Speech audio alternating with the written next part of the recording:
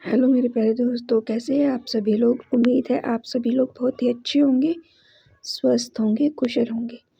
कहानी के लिए मेरे चैनल को सब्सक्राइब कीजिए, कहानी को लाइक और शेयर ज़रूर कीजिएगा और कहानी कैसी लगी प्लीज़ कमेंट बॉक्स में ज़रूर बताइएगा। कहानी को लेकर कोई भी राय या सुझाव हो वो भी कमेंट में ज़रूर दीजिएगा। तो शुरू करते हैं आज की अपनी कहानी। अब आप अपना हाथ पुत्री के हाथ पर रखें और वर के हाथ में उसका हाथ सौंप दें। एक पिता के लिए अपनी पुत्री का कन्यादान संसार का सबसे बड़ा दान है।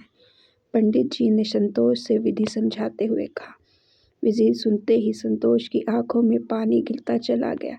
सिर्फ इसीलिए नहीं कि वह अपनी पुत्री का कन्यादान कर रहा था, बल्कि उसको रमा के पिता अपने ससुर की बातें याद आने लगी।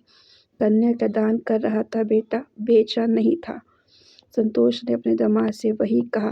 कन्या का दान कर रहा हूँ, इस दान को सर आंखों पर रखना। बेटी को विदा कर वह अपने कमरे में आया तो थके हुए शरीर को नींद ने नहीं, उसके बीते हुए कल ने आ घेरा। इसी कल की शुरुआत वहाँ से होती है जब संतोष के लिए उसके माता पिता शादी के रिश्ते देख रहे थे। संतोष हर लड़की में कोई न कोई कमी बताकर रिश्ते के लिए मना कर देता। खुद वह देखने में ठीक ठाक था, नौकरी भी ठीक अच्छी थी, लेकिन लड़के देखते हुए वह दुनिया भर की शर्तें रख देता। आखिरकार जब वह रमा से मिला तो उसके पास मना करने की कोई वजह नहीं थी। रमा सुंदर और पढ़ी लिखी थी तो थी, साथ में घर के काम में भी निपुण थी। सही तारीख देखकर रमा और संतोष का विवाह तय हुआ। विवाह वाले दिन रमा के पिता ने सारी रस्में बहुत धूमधाम से पूरी करवाई थी। फिर फेरों के वक्त कन्यादान करते हुए रमा के पिता ने संतोष से कहा था, मैं अपनी बेटी तुम्हें सौंपता हूँ। सारे गुण, संस्कार और शिक्षा जो इस घर से मिली वह तुम्हारे घर लेकर जा रही है। उम्मीद करता हूँ जैसा प्यार उसे हमें से मिला है तुम उसको वैसा ही ध्यान रखोगे।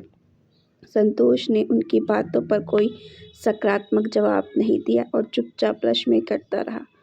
कुछ पल के लिए रमा के माता पिता को यह बात थोड़ी चुभ गई थी, पर रस्मों के चलते वह इस बात को नज़रअंदाज कर गए।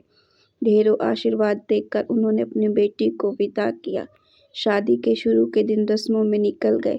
रमा को लेकिन संतोष का व्यवहार हर जगह बहुत ही रूखा सा महसूस हुआ। एक तरफ तो उसे अपने बराबर पढ़ी लिखी लड़की चाहिए थी, लेकिन दूसरी तरफ उसका व्यवहार एक ऐसे दकियानुसी सोच वाले आदमी का था जिसके लिए बीवी सिर्फ सुनने वाली हो और अपनी कोई सोच समझ न रखे। जब रमा ने ऑफिस जाना शुरू किया तो संतोष ने उसे झिड़क कर कहा, ऑफिस से क्या मतलब, शादी हो गई अब तुम्हारी, घर संभालो। रमा ने उसे समझाने की कोशिश भी करी, लेकिन संतोष, हमारी बात पहले हो चुकी थी ना कि मैं शादी के बाद जॉब करती रहूँगी। कुछ साल बाद जब परिवार शुरू करोगे तो ज़रूरत पड़ने पर मैं नौकरी छोड़ भी दूँगी। मैं नौकरी के साथ घर का सारा काम भी तो मैनेज कर रही हूँ, है ना? तो क्या परेशानी है? तुम वही करोगी जो मैं चाहता हूँ। संतोष ने उसे करीब करीब धमकाते हुए कहा। संतोष घर के किसी काम में उसकी मदद तो करता नहीं, बल्कि कुछ न कुछ अड़चन डालता रहता। रमा ने धीरे धीरे ऑफिस का काम घर से करना शुरू कर दिया ताकि झगड़ा टाल सके। संतोष लेकिन तब भी किसी न किसी तरह उसको नीचे दिखाने की कोशिश करता रहता। जब भी मैं मायके जाने की बात कहती, संतोष कोई न कोई वजह बना देता था ताकि वह जा ना पाए। अपने माँ बाप के घर तो वह चाहता था कि रमा हर दूसरे तीसरे हफ्ते चली जाए। खुद वो कभी रमा के घर ना गया, ना उसे जानने देता और ना ही रमा के माँ बाप को आना उसको पसंद था। रमा के माता पिता की शादी की सालगिरह थी, पर भी उसको महंगे तोहफे लाने पर पैसे का ताना दिया और उससे को धक्का मार दिया, जिससे रमा के सर पर चोट लग गई। वह अपने माँ बाप के सालगिरह पर जा नहीं पाई और उसने बुखार का बहाना बना दिया। रमा कमाती, घर संभालती और बर्दाश्त भी कर रही थी ताकि उसका घर न बिगड़े। एक दिन संतोष अपने ऑफिस की लड़की से बराबरी करके उसे ताना मार रहा था, मिनी को देखो कितनी स्टाइलिश लगती है और तुम ढंग से रहती नहीं हो। रमा ने कहा, ऑफिस और घर दोनों कितने अच्छे से अकेले संभालती हूँ।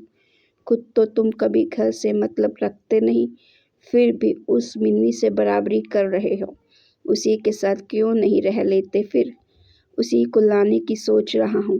कहते कहते संतोष रमा को जोर से 2 तमाचे मार देता है। तभी रमा के पिता वहाँ त्योहार का सामान देने आए।